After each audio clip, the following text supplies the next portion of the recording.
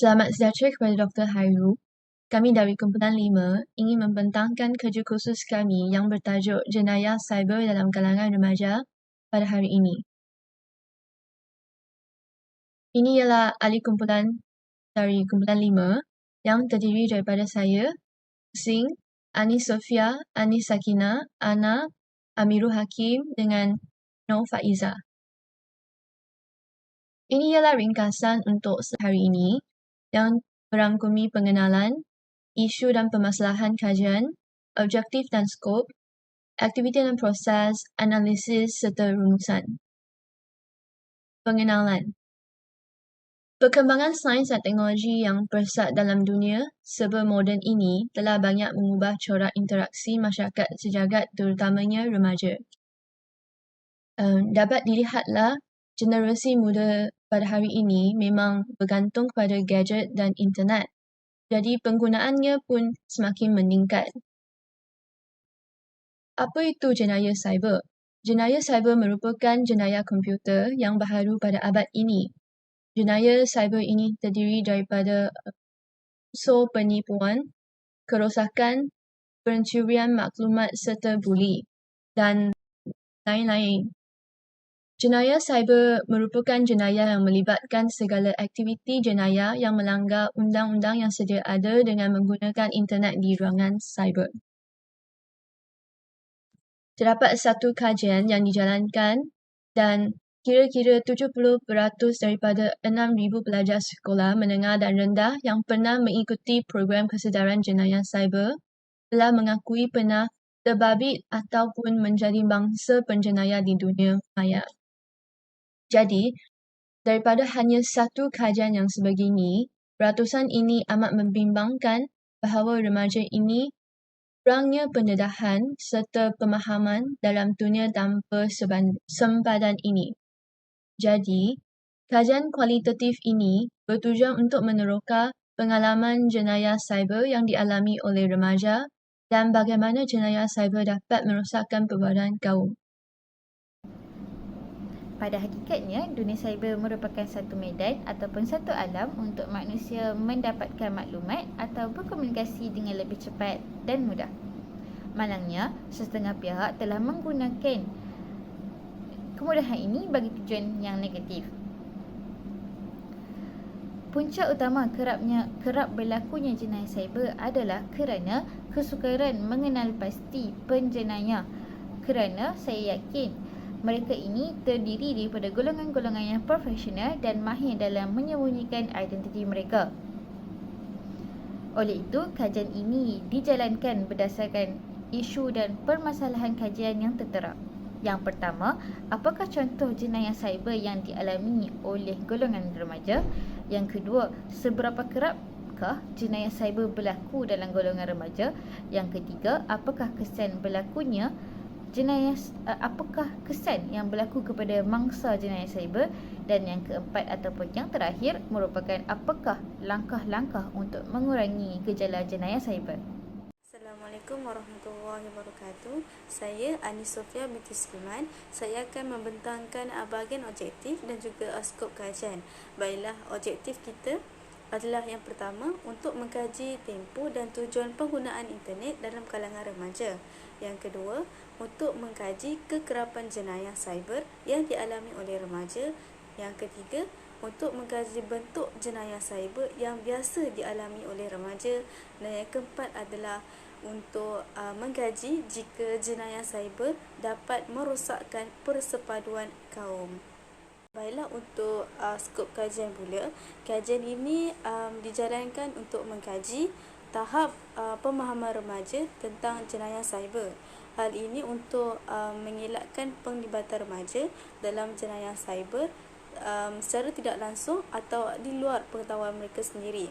Selain itu, kajian ini juga untuk memantau kekerapan jenayah cyber dan jenis jenayah cyber yang majoriti remaja menghadapi supaya pihak bertanggungjawab dapat mencari solusi atau menerapkan pendidikan yang lebih berkesan untuk mengurangkan masalah tersebut. Kajian ini juga dijalankan untuk mengenal pasti kesan-kesan jenayah cyber dan cara untuk membantu mangsa yang terlibat demi menurunkan lagi statistik jenayah cyber. Selamat sejahtera, nama saya Natasha Akif, bernombor matrik 15632. Hari ini saya akan membentangkan aktiviti dan proses. Penyelidikan kajian yang akan dijalankan adalah melalui kaedah kutuban data empirical.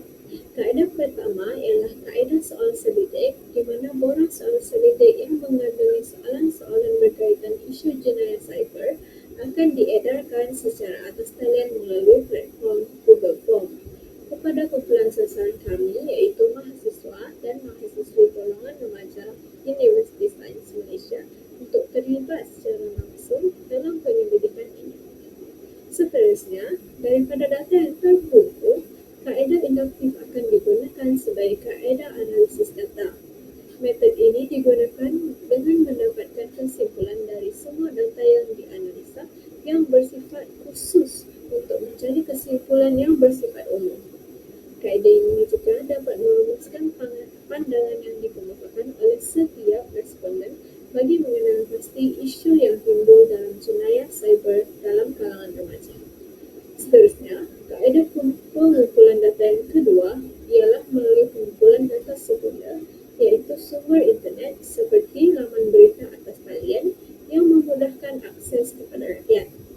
Kajian ini dijalankan dengan melayari laman seseorang seperti Harian Metro, Berita Harian dan sebagainya untuk mendapatkan maklumat yang berkaitan dengan isu jenayah cyber dalam kalangan remaja. Laman seseorang juga dapat membantu mendapatkan maklumat untuk melakukan kajian pustaka seperti mendapatkan maklumat tentang laporan dan statistik yang berkaitan. Maklumat yang diperoleh melalui laman seseorang adalah terkini, tepat dan sahih. Oleh itu, akan dijadikan asas bagi kajian ini. Maklumat yang diperoleh akan dikumpul dan dianalisis. Sekian daripada saya, terima kasih.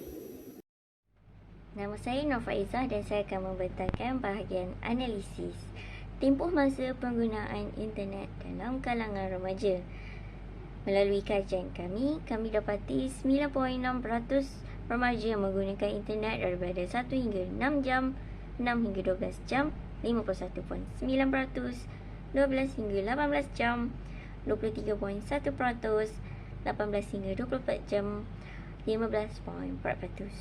Melalui data yang kami perolehi, ini jelas menunjukkan remaja kerap menggunakan internet 6 hingga 12 jam dan mempunyai peratusan yang paling banyak iaitu 51.9%. Seterusnya, kekerapan jenayah cyber yang berlaku dalam kalangan remaja.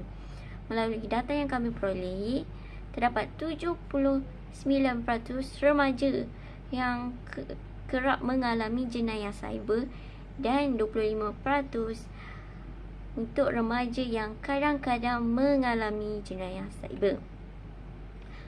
Tujuan penggunaan internet dalam kalangan remaja. Terdapat remaja yang menggunakan internet untuk pembelajaran, game, movie drama, mencari maklumat umum, media sosial seperti Instagram, WhatsApp dan akhir sekali untuk hiburan. Bentuk jenayah cyber yang sering dialami oleh remaja.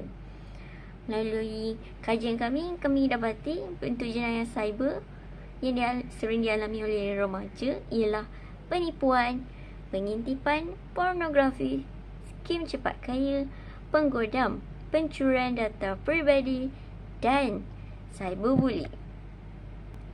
Seterusnya, kesan yang berlaku kepada mangsa jenayah cyber. Kesannya ialah kehilangan aset, menjatuhkan keyakinan dan motivasi diri mangsa, data maklumat peribadi terdedah, tertekan dan membazirkan masa dan mengurangkan produktiviti. Langkah-langkah untuk mengurangkan gejala jenayah cyber. Pertama, membentuk undang-undang dan etika penggunaan cyber. Langkah tersebut boleh dilakukan oleh kerajaan. Seterusnya, menganjurkan kempen kesedaran kepada orang awam. Kempen ini boleh dilakukan oleh sesiapa sahaja. Dan seterusnya, sentiasa mengawaskini perisian yang digunakan dan letakkan kata laluan agar data peribadi kita tidak terdedah dan mudah diakses oleh orang lain. Seterusnya, memperkenalkan pendidikan etika dalam penggunaan cyber. Pendidikan etika ini boleh diperkenalkan oleh tenaga pengajar ataupun ibu bapa sendiri kepada anak-anak mereka. Dan akhir sekali, mempunyai kesedaran sendiri. Langkah ini sesuai untuk individu itu sendiri bagi mengelakkan berlakunya jenayah cyber. Melalui kajian kami juga, kami dapati jenayah cyber boleh dan juga ada pelajar yang mengatakan jenayah cyber tidak akan merosakkan persepaduan kaum. Bagi yang menyatakan jenayah cyber dapat merosakkan persepaduan kaum ialah wujudnya orang yang tidak bertanggungjawab menyebarkan maklumat palsu yang boleh menimbulkan perselisihan antara kaum, dan mereka juga menyebarkan fitnah atau menyentuh isu-isu sensitif kaum tersebut. Hal ini boleh menyebabkan rosaknya persepaduan kaum. Dan bagi jawapan yang menyatakan jenayah cyber tidak merosakkan persepaduan kaum ialah jenayah dilakukan oleh individu itu sendiri, bukan disebabkan identiti individu tersebut. Jadi, kesalahan jenayah cyber patut diletakkan terhadap individu itu tersebut, bukan ditujukan kepada kaumnya. Bismillahirrahmanirrahim. Assalamualaikum warahmatullahi wabarakatuh dan selamat sejahtera. Saya Muhammad Amirul Hakim bin Ahmad Roziman, memegang matrik nombor 158975, akan teruskan pembentangan ini kepada fasa yang terakhir, iaitu fasa kesimpulan. Dalam hasil kajian yang kami jalankan, ada beberapa perkara yang dapat saya rumuskan.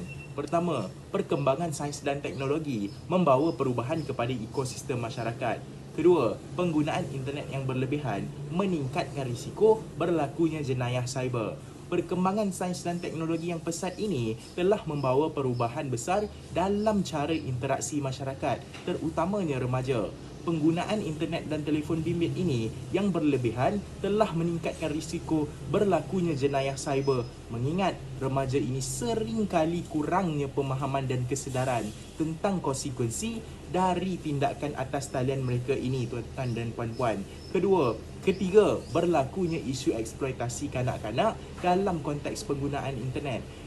Isu eksploitasi kanak-kanak dalam konteks penggunaan internet merupakan tentangan serius yang harus ditangani.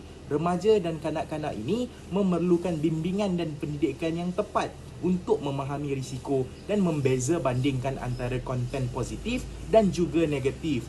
Kekurangan kemampuan kognitif untuk menganalisis informasi yang diterima dapat meningkatkan kerentanan mereka terhadap jenayah cyber. Dan yang keempat, pentingnya kesedaran dan pendidikan yang lebih baik. Pentingnya kesedaran dan pendidikan yang lebih baik tentang jenayah cyber tidak boleh diabaikan. Kajian ini menyoroti perlunya memahami pemahaman remaja tentang jenayah cyber, mengidentifikasi jenis-jenis jenayah cyber yang paling umum dan mencari solusi yang efektif untuk melindungi remaja dari ancaman tersebut. Langkah-langkah ini penting untuk menjaga keselamatan dan kesejahteraan remaja serta mempromosikan penggunaan yang bertanggungjawab terhadap teknologi moden ini di dalam masyarakat. Justru meletakkan noktah kepada teknologi moden yang menjadikan pentas keretakan perpaduan kita, menoktahkan fenomena perpaduan kita yang hanya ibarat retak menanti belah, dan di akhirnya perkara ini jualah yang akan menyumbang kepada persepaduan kaum di Malaysia, tuan-tuan dan puan-puan. Assalamualaikum warahmatullahi wabarakatuh. Sekian, terima kasih daripada kami.